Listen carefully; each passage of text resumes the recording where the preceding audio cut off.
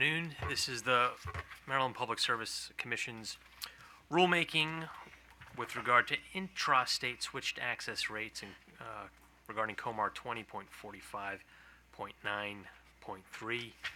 This rulemaking proceeding began with a request by the Office of Staff Counsel back in April of 2018.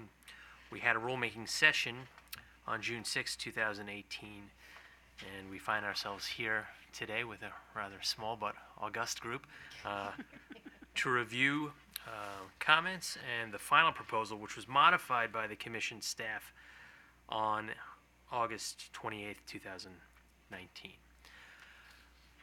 I see we have Commission staff in the room. Mr. Alvarado, do you have any presentation or remarks to make before we review the revised Staff Council proposed regulation? Good afternoon, Mr. Chairman. My lawyer doesn't seem to be here, and he had some prepared comments from what I understand. But what I will say is that these revised rules were exactly the ones that we had agreed to do back in the first hearing. They mimic exactly what the chairman at the time asked us to do. They have also been run by Armstrong because, as you know, both Verizon and OPC filed comments with some suggested edits. We're okay with those edits. We also ran them by Armstrong to make sure that they were okay with them as well. Armstrong informed us that they were okay with those edits.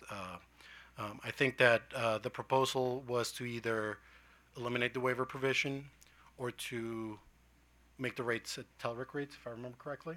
The cost standard. The cost standard. We believe that the best approach to this is just eliminate the waiver. It'll make it clearer. Okay, thank you, Mr. Alvarado. Can we take appearances? Ms. Ryan. Sure. Anna Ryan for People's Council. Thank you. Susan Paiva for Verizon. Susan, thank you for being here today.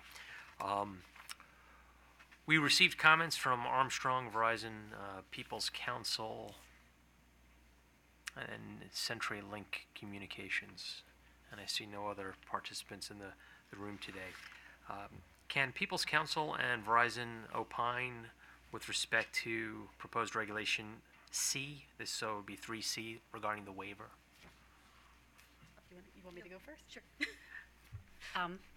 Yes, well, I guess I'll start out that Verizon supports Mr. Alvarado's proposal to just eliminate the waiver. I think that would be the best result because having a waiver provision could just open it up to litigation and confusion, somebody trying to litigate a case to prove their costs. And ultimately, I think the FCC, maybe in a year or two, is going to rule in this area and reduce these rates anyway, so it doesn't seem worth the administrative difficulty of having a waiver case. So I think that's the best result, to eliminate the waiver. Our alternative proposal was to add in clarification because the waiver says you'd have to prove that your costs exceed the FCC rates. So we just suggested, well, let's clarify how would you prove your costs by using the TELRIC standard, which is a common cost standard in the telecom industry and in FCC regulation. And I guess OPC agreed that that would be a reasonable clarification. So our first preference would be to eliminate it, as Mr. Alvarado suggested, and second preference to make that clarification. Thank you. Before we hear from Ms. Ryan, you alluded to the FCC rulemaking, and you said it may take another year or two, so it's not imminent that they will be ruling. You know, I don't actually know when they will rule. All I know is that they've issued their request for comments, and they've taken their comments. They've all been filed, so it's ripe for them to decide it.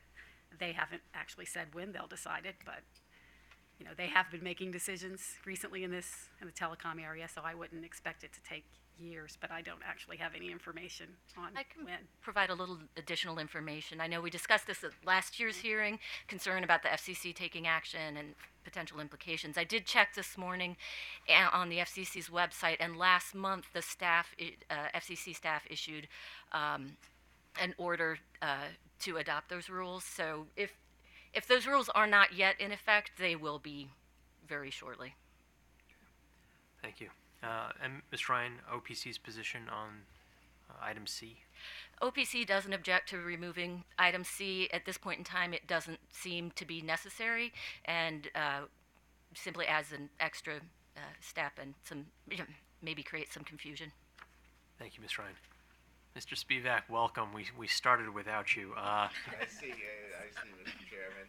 Mr. Alvarado stepped in and was able to cover it.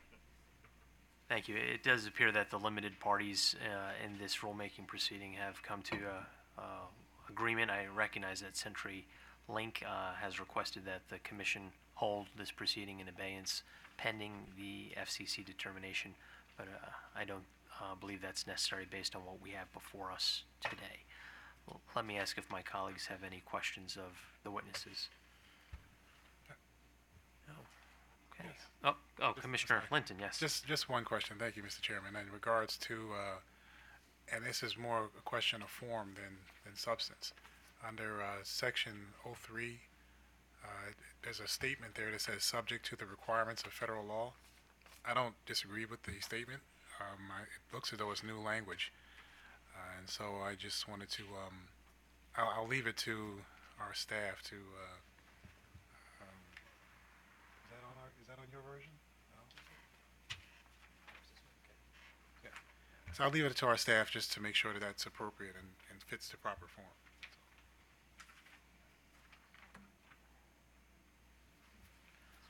No, well, most definitely we should make sure that the rule conforms to the COMAR requirements. I'm aware of the Code of Federal Regulations. It's the structure of the proposed regulations need to be to the letter if they're to be enacted. So that's a housekeeping matter, and I appreciate Commissioner Linton highlighting that. Are there any additional comments? That said, with respect to the issue of the waiver, we recognize that the Commission staff added that language on August 29th. We will be removing that language, which is consensus of the parties. So the new COMAR regulation, Title 20, Subtitle 45, Chapter 9, Regulation 3, Part C will be removed, leaving in place only the revisions to Part A and B of that regulation. Therefore, I propose that we move to publish the revised proposed regulations filed by staff in the RM44 docket on August 28th, 64 docket, RM64 docket on August 28th, 2019, as amended here today by striking Regulation 3C. And we publish that in the Maryland Register for notice and comment, subject to non-substantive changes necessary to conform to COMAR drafting requirements as follows. And once again, we are revising the regulation 20.45.9.3, titled Intrastate Switched Access Rates. All in favor, please say aye. Aye. Any opposed? The motion passes. Seeing no additional business, this meeting is adjourned.